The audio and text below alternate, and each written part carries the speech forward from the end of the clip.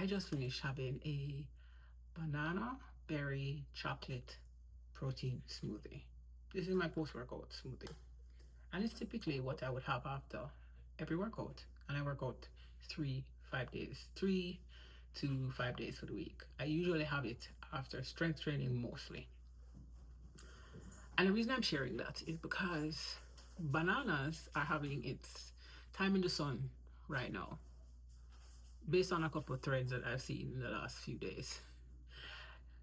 This is because a study came out, granted, the study came out last year that said bananas, and I'm going to share it with you, that said adding a banana to your smoothie could reduce or could slash your body's absorption of heart healthy flavonoids by up to 84%. And basically, it was saying that the enzyme or that's produced when you include a banana or from a banana, once you cut into a banana or open a banana, whatever, that enzyme diminishes the body's ability to absorb the nutrients that you get from the other fruits, specifically things like berries. Things like berries. So if you combine banana with berries in a smoothie, then banana is reducing the banana or the PPO, polyphenol oxidase, from the banana is reducing the body's ability to absorb the flavonoids you get from the berries. And what are flavonoids? Let me share that with you. They are natural compounds found in foods like cocoa, berries, apples, and grapes, and they're part of a large group of plant nutrients called polyphenols and are known for supporting heart and brain health. Research suggests that flavonoids can help improve blood flow, support memory, and reduce inflammation when consumed regularly. That's great. Here's where I come in, or here are my thoughts on this. Have your banana smoothie, or have your banana in your fruit smoothie, because this is one meal. And if we're talking about heart health and brain health, we have to zoom out, because you are not just having a smoothie for the day or for the week. You are having that, plus you're having other foods. Now, the hope, or I would hope, that you are having other fruits and vegetables. And this is why zooming out is important, because when you zoom out and you take the totality of what you're consuming, then I beg to suggest or offer or differ or whatever that phrase is, that you are getting the nutrients that you need that supports heart health, brain health overall. Having that banana smoothie might lessen it in that instance, but when you consider everything else that you're having, the impact might not be as great as you think. This is not to say that you aren't to take that into consideration, but what I'm saying is, don't let that push you to panic to cut your banana out, especially if you enjoy it. Now, the thing is, a lot of adults, a large portion of adults, especially in the United States of America, do not get enough fruits and vegetables on the daily. So, whereas this research points to this particular thing being the banana based smoothie, fruit smoothie, that is reducing the body's absorption capacity capabilities of the important flavonoids or polyphenols into the body. It is I just lost my train of thought. I don't know where I was going with that. This happens all the time when you have ADHD and you're not making notes, or you don't have notes looking at. I'm not looking at notes. This is off the top of my head. But right, so if you are already struggling, or if we already don't get enough fruits and vegetables on the daily, and a banana plus whatever other fruit smoothie is one way to get some fruits and vegetables in, it is, in my opinion, still a good thing. Now, maybe you are eating other foods that could support heart health and brain health. Nuts and seeds, you might be eating beans. And while the suggestion is that a lot of folks don't, while the data suggests that a lot of folks don't get adequate amount of, say, fiber for the day, which usually comes through, which you can get adequately through fruits, vegetables, uh, nuts and seeds, grains, that type of thing. I still think that if the only way you can get it in is through a fruit smoothie, a banana fruit smoothie, then get it in through a banana fruit smoothie. Work on the habit of getting in more fruits and vegetables before you optimize, or in this case, completely eliminate one fruit, especially if it's a fruit you enjoy. Now, you can also utilize the fruit in other ways. It doesn't have to be a fruit smoothie, but if that's the easiest way to get it in, by all means, at least I would still do that. At least that's what I do.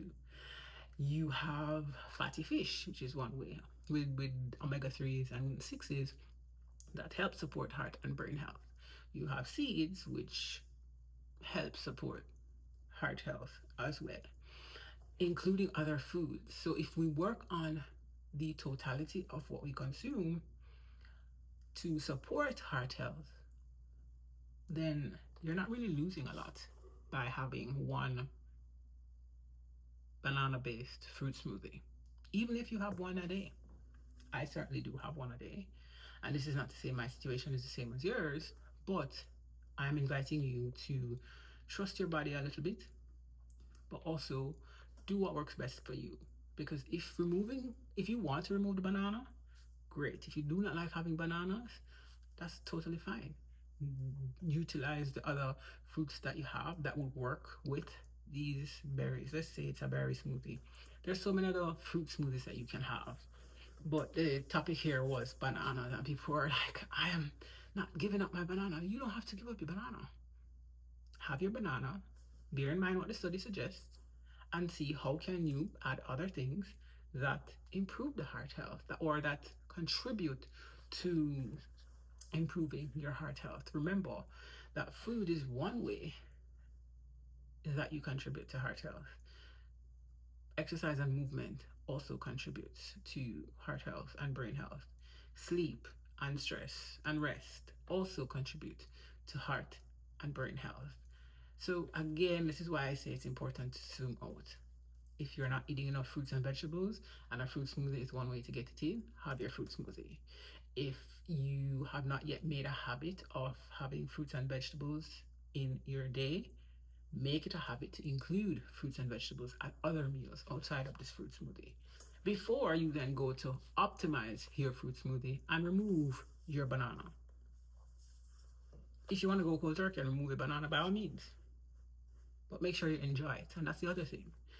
I always encourage folks that there needs to be some element of enjoyment in whatever you eat. And for a lot of folks, for various reasons, don't find joy. There's no joy in eating, or they eat whether or not they feel joy. I think that is valid and that's fair, especially when you are trying to work through disordered eating or maybe an eating disorder, uh, and working on your relationship with food, but also paying attention to your body and trying to build consistent habits. Sometimes you will eat because whether or not you feel joy. For example, if you're sick, you know you need to eat because it means having energy. You know you need to eat because you need to take medication, for example. You're not necessarily enjoying the food. You're just having the food because it serves a purpose. And that's fair and that's fine. But at the end of the day, I always encourage how can you find joy in the eating process, whether it's looking forward to a particular fruit that you enjoy, whether it's looking forward to the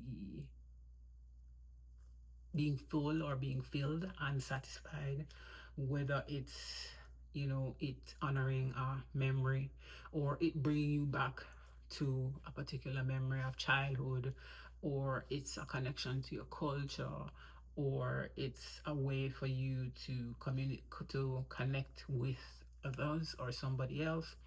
There are plenty of ways that you can infuse joy into your eating experience. And I will also apply the same to cooking, or I will say the same to cooking. I did create a video about how to add joy or insert joy into your cooking process a few videos back, so you can check that out. But this whole conversation around not including your bananas in your fruit smoothie, while absolutely valid as far as the research is concerned, is not something that I would use to then earmark and say, okay, this is the benchmark for me not including bananas into my fruit smoothie. Never mind the fact that I enjoy it.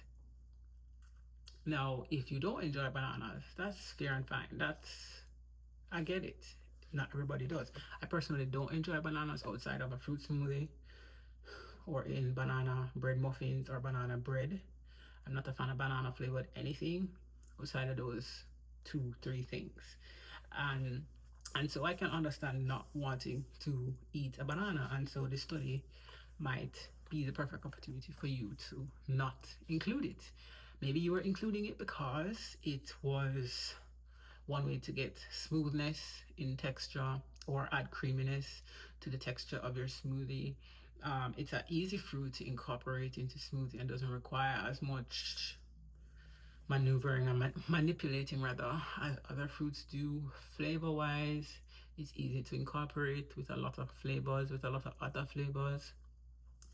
The thing about banana is bananas tend to be very much not overpowering but distinct, so it's very hard for you not to tell that there's banana in something unless there is another ingredient that you put into it that is stronger than a banana. And chocolate is that. Chocolate is one of those things, which by the way also falls in the category of foods that can impact the availability or your body's ability to absorb the polyphenols, the flavonoids that this research showed. Bananas, apples, chocolate are 3, I remember from what I saw, that had the high PPO, the polyphenol oxidase. That's the enzyme that it produces, and it produces it in high numbers compared to other fruits. So this was me just saying chocolate can overpower banana, but it's a good complement, and I have that every morning. So all of this to say, don't stop enjoying banana in your fruit smoothie. If it brings you joy, if it's a great way to get some nutrition in regardless. So at the end of the day, that should be the baseline, or that should be the premise. It's giving you good nutrition.